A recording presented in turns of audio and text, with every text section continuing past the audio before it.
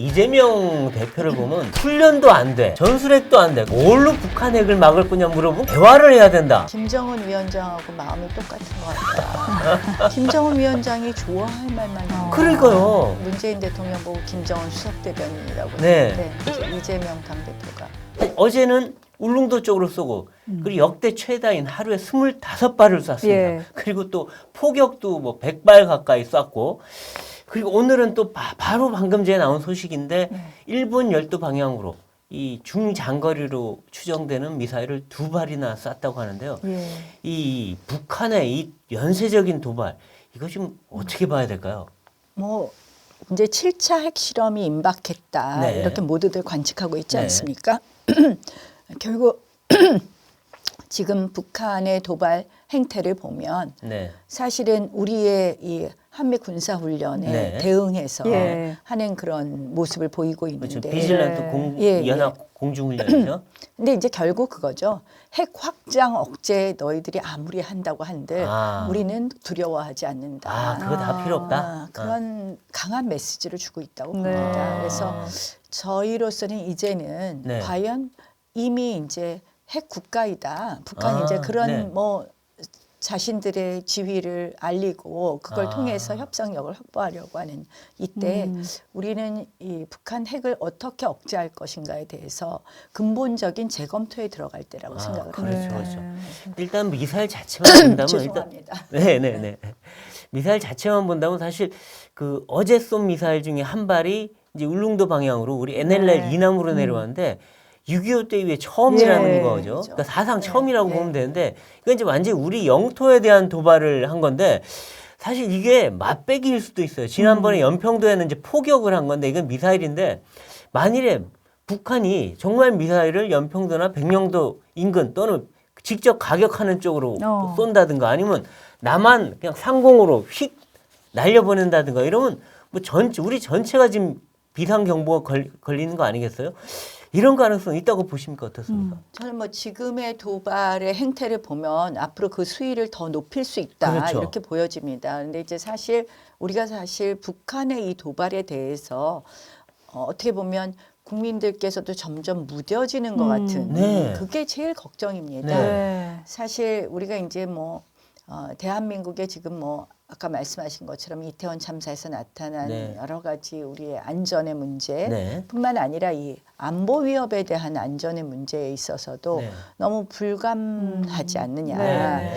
그래서 매우 걱정스러운 부분이 있고요. 네. 뭐 국가 안보를 튼튼히 하고 여기에 대한 우리의 국가 안보적인 대응도 네. 필요하지만 국민들의 또 의식도 좀 바뀌어야 되지 않느냐. 네. 그렇죠. 저는 이제 얼마 전에 그 일본 그 한 달 전쯤인가요? 북한이 미사일을 일본 열도를 향해서 그렇죠. 쐈을 때 네. 일본의 그 경보에 따라 공습 경보에 따라서 유치원 아이들까지도 그렇죠. 다 대피 대피하고. 훈련하는 걸 봤습니다. 네. 그걸 이제 언론을 통해서 봤는데 우린 사실 지금 우왕좌왕했다는 거거든요. 네, 그렇죠. 어제도 울릉도도 그랬죠. 뭐 울릉도에서 뭐 사이렌 소리가 울리니까 이게 뭔가 그렇죠. 그 재난 문제도 안 가고 안내 문자도 재난 안전 문자 같은 것도 안 가고 예. 그러니까 안내 문자도 안 가고요. 사실은 우리가 재난에 대한 이제 안내 문자는 조금 빠르게 발송되는 편이에요. 네, 이제는. 지진 근데, 같은 경우에. 예, 근데 지금 그런 부분에 대해서 우리가 전혀 준비가 안 돼 있거든요. 북한 도발에 대해서는 정말 준비가 그래서 없죠. 사실은 이 북한 도발에 대한 우리의 여러 가지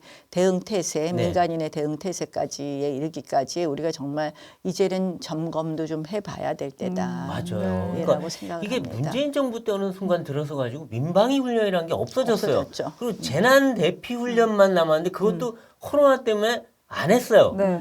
그러다 보니까 한 4, 5년을 안 하니까 사람들이 이제는 뭐 재난이 오든 아니면 북한이 뭘 공격을 하든 어떻게 움직일지 예. 사람들이 그럼요. 무감각해지고 방법도 몰라요 지금. 네, 그래서 저희가 좀 매뉴얼도 점검해 봐야 될 것 같고요. 네. 그다음에 이런 뭐 사이렌은 어떤 식으로 사이렌이 울리는 것이고 그럴 때는 어떻게 해야 되고 이런 네. 거를 이제는 좀 준비해야 되지 그렇죠. 않나 하는 네, 생각을 그리고 합니다. 오늘 쏜 미사일이 좀 저도 불안한데 지금 뭔지 정확하게는 안 나옵니다. 방금 전에 예. 쐈기 때문에 2단 분리가 됐다는 거예요. 이게 1단하고 2단인데 네. 2단 분리가 됐다는 건 아무리 적어도 중거리 예. 또는 장거리 ICBM 이쪽일 가능성이 큰데 지금 합창과 일본의 분석이 달라요. 합참은 일본 열도를 안 넘어간 것 같다 그랬는데 일본은 일본 열도 넘어가서 태평양 쪽으로 떨어졌다 하는데 고각 발사했을 가능성도 있고 만약 이게 ICBM이라면 이제 핵실험 곧 한다는 뜻 얘기죠. 같거든요. 네. 야, 이거는 이제 저 북한이 우리 핵국가야. 너희들 아무리 해도 우리는 계속 쏠 거야. 이런 건데, 야, 이거 점점 불안해지는 것 같아요.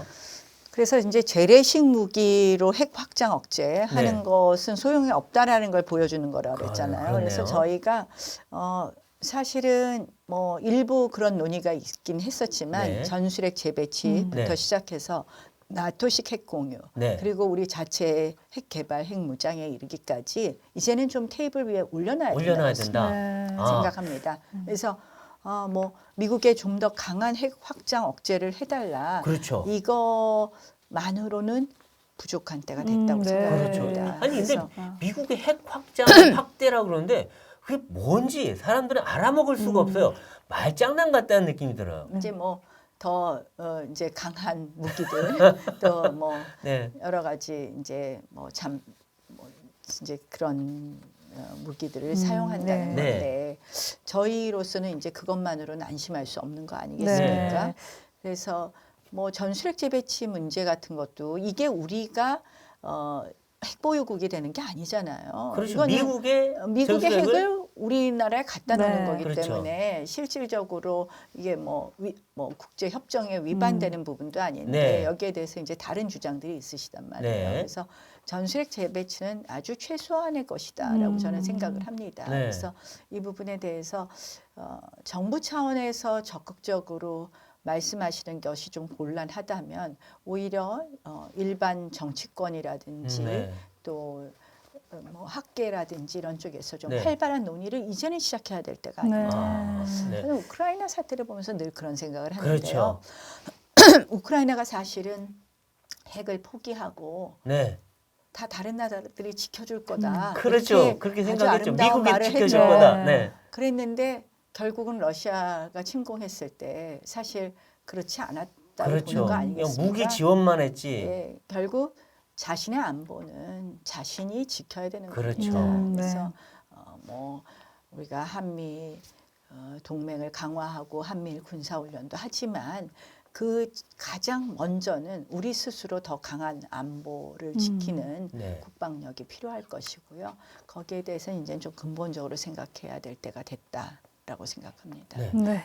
이 구체적으로 좀 들어가 보면 지금 정부는 말을 못 하고 있어요. 그냥 확장 억제를 획기적으로 높이는 방안을 한미가 강구 중이다 이런 얘기만 하는데, 근데 사실은 그 획기적인 게 뭔지 뭐 정확히는 알 수 없는데, 근데 우리 이제 정치권 특히 여당에서는 이제 가장 낮은 수위가 전술핵 재배치, 그다음에 그다음 수위가 나토식 핵 공유, 세 번째가 독자 핵 무장론, 여러 가지 세 가지 얘기가 다 나오고 있는데.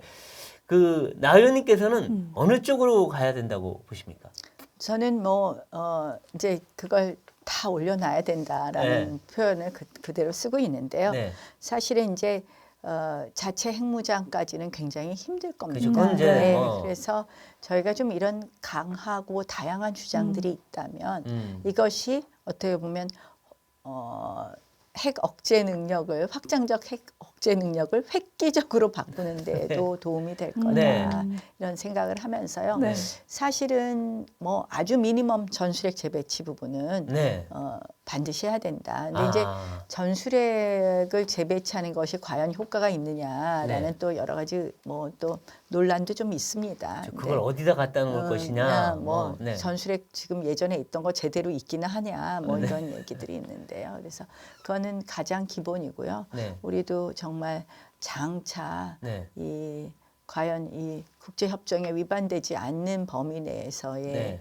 자체 핵무장은 어떻게 할 것이냐에 대한 생각도 지금은 이제 하기 시작해야 되지 않나. 네. 그러니까 이 미국이나 이런 쪽에서는 어차피 핵 잠수함이나 뭐 항모들이나 아니면 미국의 B1 폭격기에 언제든 날라올 수 있으니 한국에 있는 거나 마찬가지다라고 하긴 하는데 네.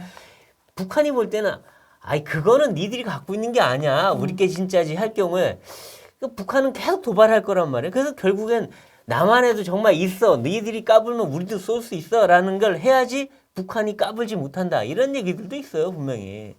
참 안타까운 현상입니다. 사실은 이제 북한이 핵 개발하겠다고 이야기한 시작한 때부터 지금은 결국은 그 단계에 이르기까지 우리는 그냥 바라보고 있었고 그렇죠. 우리한테 어떻게 있던 보면 핵 전술핵은 빠져나오고 북한은 우리 개발해서 지금 수십 기 이상을 갖고 있고. 예, 그리고 또 지난 5년간 또 사실은 우리는 뭐 저 9.19 남부 군사 합의에 따라서 우리의 뭐 여러 가지 그렇죠. 대형 태세 오히려 낮아졌고 네. 지금. 무력화됐죠. 네. 우리는 네. 사실 최근에 뭐 강릉에서 사실 그 현무 음. 투가 예. 뒤로 돌아와서 네. 우리를 때리는. 그런 일도 네. 사실은 그 동안에 우리의 군사력이 무력화된 그렇죠. 것에 기인한다고 봅니다. 맞아요. 문재인 그래서 정부에서 뭐 군대는 그 힘으로 싸우는 게 아니라 대화로 싸운다면서요. 그러니까 그러니 뭘 좀 훈련도 한 번 안 했죠. 아무것도 안 했잖아요. 네, 그래서 굉장히 안타까운 일이고요. 지금 우리의 대응 태세에 대한 점검은 정말 네. 획기적으로 바꿔야 된다고 네. 생각을 하고요. 뭐 사실 그동안 군대에서 훈련이나 이런 교육 과정을 보면 네. 북한을 주적에서 빼고 그러니까요. 그리고 뭐 6.25 전쟁사는 선택 과목이고 그러니까요. 이러다 배우지도 보니- 않는다는 예, 거 아니에요. 그러니까 사실은 우리의 안보 의식은 어땠고 네. 우리의 안보 태세는 어땠는가를 보여준다고 생각합니다. 네. 저는 대한민국이 많이 정상화돼야 되는데 네. 윤 정부 들어서서 정상화되는 것 중에 첫 번째 과제가 네. 이 안보 문제 아닐까. 그렇죠. 그렇죠. 저는 사실은 군에서의 안보 태세뿐만 아니라 이제 대한민국 국민들에 대한 의식에서부터의 태세 전환이 필요하다. 그래서 네. 제가 아까 안보 불감증을 말씀드리지 않았습니까? 네. 그래서 사실 이거는 또 아이들에게는 교육 문제도 있거든요. 네. 사실 6.25 전쟁 거의 가르치지 않더라고요. 이제는 안 현대사에서. 가르치죠, 잘 이제. 네. 포션이 네. 아주 낮더라고요. 그런 것부터 시작해서 네. 전부 점검해서 그렇죠. 저희가 대비해야 될 때다. 네. 매우 네. 위기의 순간이다라고 근데 생각합니다. 미국에서 두 가지 목소리가 나오는데 이 전술핵이나 핵 공유에 대해서 그 전문가들, 그러니까 조야에 있는 사람들은 필요하다. 네. 지금부터 논의해야 된다라고 얘기하는데 미국 정부는 굉장히 소극적이고 또 신중해요. 안 된다고 했다가 또 그건 아니다고 했다가 좀 왔다 갔다 하는데 우리 정부는 전술핵 재배치 그거 검토하는 거 아니다 했다가 그래도 다양한 방안을 검토하고 있다. 막 네. 이 국민들이 보기엔 좀 헷갈리거든요. 어느 상황인가요 지금? 뭐 사실 미국으로서는 해주고 싶지 않은 쪽일 거고 우리로서는 국민 여론들을 또 보면서 천천히 정부로서는 뭐 그렇게 갈 수밖에 없죠. 또 네. 미국과의 관계도 있고. 그래서 저는 오히려 민간 사이드에서 먼저 올려야 네, 된다. 먼저 네. 올려야 된다라고 근데 생각합니다. 이런 상황에서 지금 야당의 이재명 대표를 보면 네. 전술핵 재배치 가당치도 않은 얘기다라고 아예 그냥 선을 딱 잘라버렸는데 그러면서 한미일 훈련은 친일 매국 행위다. 아니, 그러면 훈련도 안 돼. 전술핵도 안 돼. 그럼 뭘로 북한 핵을 막을 거냐 물어보면 그건 또 대답이 없어요. 그러다가 대화를 해야 된다. 아니 대화하지도 않을 사람하고 무슨 대화를 합니까? 그럼 이재명 대표나 야당의 태도를 보면 아무 대책도 없이 다 반대해요. 그러니까 제가 김정은 위원장하고 마음이 똑같은 것 같다. 김정은 위원장이 좋아할 말만 합니다. 그러니까요. 그렇잖아요. 네. 한미일 군사훈련 안 하면 누가 좋아합니까? 김정은 김정은이 위원장이 좋아하죠. 전술핵 재배치 안 하면 김정은 위원장이. 그렇죠.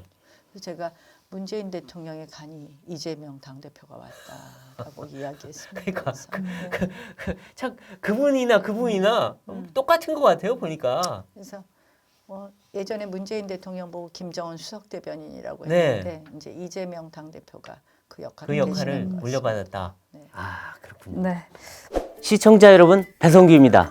혹시 여러분은 뉴스를 뭘로 보시나요? 물론 저희 정치펀치를 통해서 보시겠지만 정치펀치 방송이 없는 날엔 어떻게 하시나요? 제가 가장 정확하고 빠른 뉴스를 무제한으로 볼 수 있는 방법 하나 소개시켜 드리겠습니다. 바로 조선일보 앱으로 보시는 건데요. 조선일보 앱 다운로드 방법은 아주 간단합니다. 실시간 채팅창에 공유해 드리는 고정 댓글을 봐주시면 되는데요. 링크를 클릭하시면 바로 다운로드 받으실 수 있습니다. 무료로 앱 다운이 가능하니 참고해 주세요. 또 어플 안에서 기사 공유 이벤트도 하고 있습니다. 정치펀치 시청자 여러분 모두 푸짐한 선물 받아가세요.